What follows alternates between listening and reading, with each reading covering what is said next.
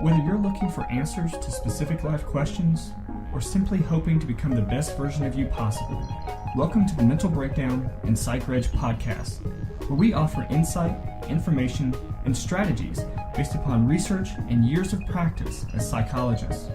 So sit back, have a listen, and get connected with our hosts, Dr. Berney Wilkinson and Dr. Richard Marshall. So two things about what we're going to be presenting in this week's podcast. The first thing is we're going to, the topic is going to be all about psychology in the news. We're going to talk about different things that have been going on where psychology plays a major role. The second thing is Dr. Marshall sounds like Barry White. I do. I don't know why. Yeah. Got up this morning and had this great baritone. It's fantastic. Voice, and I'm ready for the three tenor. I guess I'm a tenor. I don't know what I am. If there was any way that we could make it where it was happening to both of us at the same time, and we could do a duet. Oh, no, that would be fantastic. No, I don't know what it is. Maybe environmental. Yeah. But this week is exciting. Yeah. Because I can tell that you're trying to make it where it's not so deep. Because a minute ago when we were talking before we started recording, it was much deeper. Oh, I can go a lot deeper. Yeah. I'm like a 3-octave range today. But anyway, I'm excited about this week because I've always wanted to do this. You know, we've been doing, how many, 500? Well, almost 500. Well, since we joined Psychreg. In the beginning of last year, we've done 400. This is number 475. Right. I knew we're approaching 500, and I've always wanted to do this. You know, there are these announcements that come out. You know, conferences or breakthroughs or research researchers report their results, and there are always these new things that are appearing. And I thought it would be really interesting if we could sort of take some of these new findings or new discoveries or new reports. And so that's what we're doing this week. Yeah. So this will be kind of a fun week, I think. It will be. And it's all, and it's interesting that you mentioned a couple of those things because, of course, this week is our final week here in the States before our trip to the Philippines. We are traveling 1 week from today, from the day that this podcast airs. We are leaving on July 30th to go to the Philippines to present at the International Conference of Psychology, Counseling, and Education. Which is halfway around the world. It is. The world becomes very large when you have to go there. Yeah. You know, so we're going to be on a plane for the rest of our lives. It feels, it's like a 15-hour flight. Well, we fly from Tampa to New York. Which is enough for me, by the way. I mean, that's plenty of flying for me. And then we're going to fly from New York across the continental United States, up close to Alaska. We're going to be brushing the southern border of Alaska. And then over the Pacific, the northern part of the Pacific, to Taiwan, and then finally to Manila. And as all of you know, the Pacific Ocean is the largest body of water on the planet. Yeah. Just ask Magellan. Yeah, we're just going over the top part of it, though. No, so then we have to go there. We're going to work. We're going to do some podcasts, some interviews. We're going to record a few podcasts before we leave for Monday, Tuesday, and Wednesday of next week. But we're hoping to be able. Well, we are going to be able to interview a bunch of the presenters who are from all over the world. We're going to interview some different presenters. We're going to have a chance to actually be on the news. That's right. We're going to be interviewed by their news. Yeah. We're going to get that recording, hopefully, to be able to post that as a podcast. And so we're probably going to have a couple weeks worth of podcasts that we're going to record over the 3 or 4 days that we're there. Other people will go to the Philippines and see the country. We're going to go there and work. We are. Thank you. Why not? It's a nice working vacation, right? Well, and it is the rainy season, so we'll probably have to stay inside. So we'll probably be stuck in the hotel. We're excited about the trip. Everybody tells us the Philippines is a wonderful place to be. So we're looking forward to that. Yep. So that was a bit of a tangent, but if you happen to be in the Philippines next week, then please come to the please join us for lunch. The conference. And yes, join us for lunch. Come and see us. It will be at New Era University. That's where the conference will be, and it's the first that first full weekend of August. And this was arranged by our colleagues at Psychreg. At Psychreg, We mentioned them earlier, where our podcasts yeah. go in the United Kingdom. So we're excited about the possibility. Absolutely. So now on to today's topic. Right. We are going to talk a little bit about a news report that came from the Centers for Disease Control and Prevention in regards to suicide. Right. And it follows on the heels of the two celebrities, things in the news. Several weeks ago, Kate Spade and Anthony Bourdain, sadly, both took their own lives. And this created some media sensation. And at about the same time, coincidentally, the Center for Disease Control released a new report on suicide. And the reason for what prompted the report, besides the two suicides, is the CDC wanted us to know that suicide rates are increasing. And that was the purpose of the report. Right. Okay, but embedded in the report was a single line about, and I want to be careful about how I say this. Right. There was a mention in there that suicide and suicide prevention is more than just a mental health issue. Right. Okay, which is legitimate. Right. Okay. Well, when reporters got a hold of this report, they focused on that single line. Right. And in fact, one of the media outlets emphasized that suicide is more than mental illness. Now, there have been years and years of research that suggests that 90% of people who commit suicide have some sort of mental illness. This made it seem, by taking this one sentence out of the report, it made it look like we were re-establishing and redefining this whole thing. Somehow we were changing this notion that 90% of people who commit suicide have a mental illness. Right. Yeah. So we're gonna pull apart this a little bit because as you drink your tea, because we have the article that we're pulling from is co-authored by two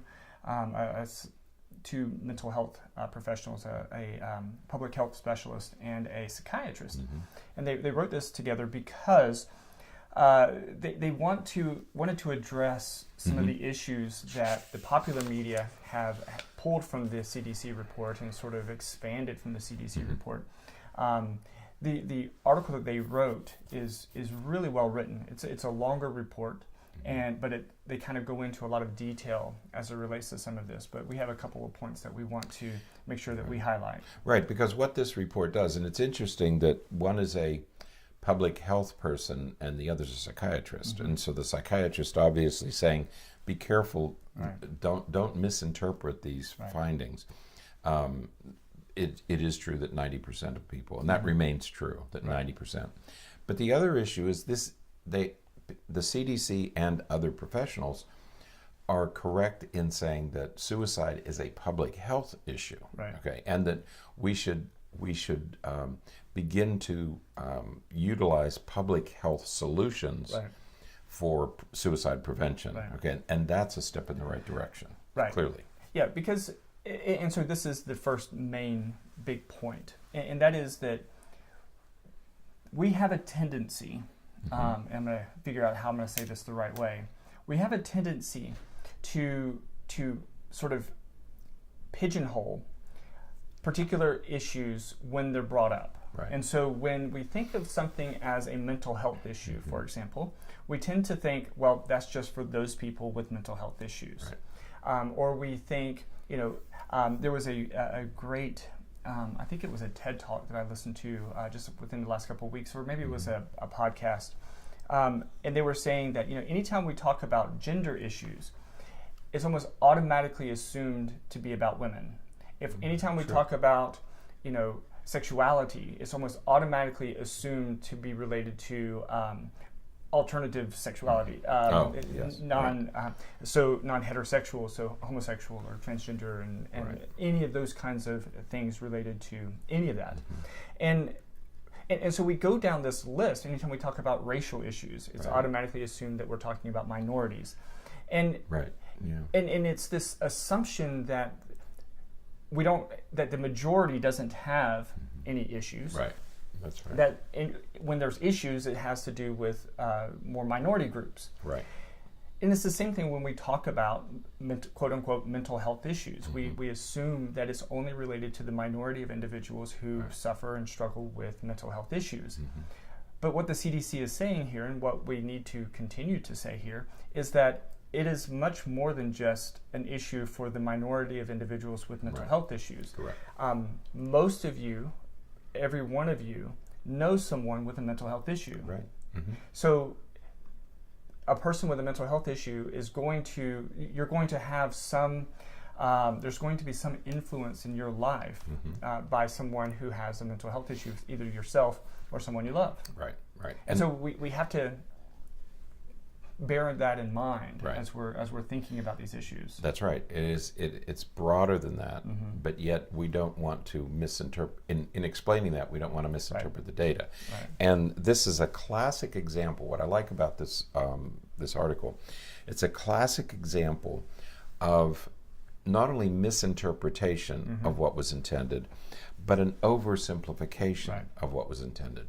And we see this all the time, especially with scientific findings. Scientific findings are not simple. Okay, this is complex. It's usually complex research, and if it's well done, it's usually over time. Okay, but these are very complex issues. It doesn't matter whether we're talking about climate control or cancer research or cardiovascular disease. These scientific issues, psychological, scientific, technological issues, are always complex, and we have to be very careful.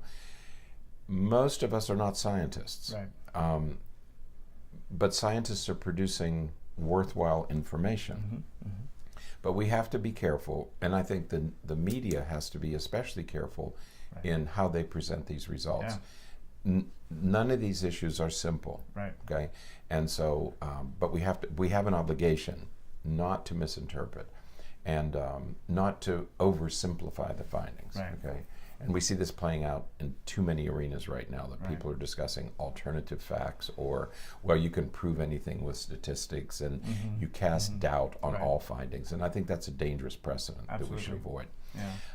What the problem they define in this particular case, in the CDC report on suicide, is the source of the data. In other words, if you set out to decide why people commit suicide, that's what we're interested in. What is it called? Why are people committing suicide? You go to certain sources of data. Okay, so where would you go? Well, one is police reports, because they would be called. A second is death certificates, and they are called. And the third is coroner's reports. Okay, so you have death certificates, coroner's reports, and police reports. Frequently, when these reports are filled out, they're not doing them as research studies. They're just cause of death. Okay, cause of death was in years ago. You'd have cause of death was natural causes. Okay, well, natural causes because you bled to death after you were stabbed in the neck. You know, and so it's sometimes confusing. So the problem here is the source of the data, and frequently, whether a person had a mental illness or not is not noted on the death certificates. Why would you? Okay, and so you're taking the data you have, but be very careful about how you use those data, because it may be incomplete. And that was the problem in this report, is that not the coroner's report, the death certificate, and the police report frequently don't state that there's a mental illness. Another complicating factor with these data are, this is a type of survey data. So it's surveying the records, and it's surveying perhaps even, if they really went over and above, they would contact family members of individuals who maybe have taken their life to find out some additional information. If there are family members available. Okay. And if it's that kind of study, because the CDC doesn't always have the resources to do that kind of study, and so it would have to pull from other studies to, that maybe had the resources to do so. But the issue is that we also know that there are many people, many people, who struggle and suffer from mental health issues that never receive a diagnosis, never receive treatment, never see anyone related to mental health issues. And we all know men are notoriously bad Especially about men. seeking mental health services. Right. So you may have a mental health, you may meet criteria for a diagnosis, but nobody would know it because you've never sought treatment. Right. How would we know unless we have some record of it, Right. or unless somebody told us? Right. You know that. Well, I think my uncle had some Right. sort of problem, but there are many people who don't get treatment for Right. mental illness. They wouldn't be counted in the Right. study. Exactly. So again, when we say, or when the report says, you know, that it's more than a mental health issue, we have to remember that one part of that is because it is more than a mental health issue. It is a public health issue. Right. But also that when we look at data to suggest that, you know, X number of people have taken their life, but didn't have a documented mental health issue, that doesn't mean that there wasn't a mental health issue present. That's right. It just means that the person never received treatment or there's no documentation of it. Right. And so bottom line here is the 90% figure is probably correct. Right. And certainly that was the case with Kate Spade and Anthony Bourdain, Right. both of whom had well-documented mental health issues, sadly. Yeah, absolutely. And great loss to all of us. But be careful about interpreting and misinterpreting scientific data. So watch those headlines when you see them out there. Absolutely. Don't take it as fact. You know, make sure you're looking into it and reading more. And reporters have an obligation to be accurate. Right. But they also have an obligation to sell paper. They don't have the scientific obligation that the researcher has. Right. And they don't necessarily have the scientific awareness and knowledge. Right. So it's not meant to cast aspersions or to speak negatively of anybody. Absolutely. All right. Well, that is it then for today. Until next time, stay happy, stay healthy, and forget to be afraid. Thanks for sharing this episode of the Mental Breakdown and Psychreg podcast. Be sure to check out the show notes for links to follow us on Twitter and subscribe to our YouTube channel, where you will find all of our previous podcasts and much more. We would be honored if you would become a patron through patreon.com, where any donation you can manage will go to the development and creation of more content. Just visit patreon.com/thementalbreakdown for more information. Thanks again for listening. Have an awesome day, and we look forward to being back in your feed tomorrow morning.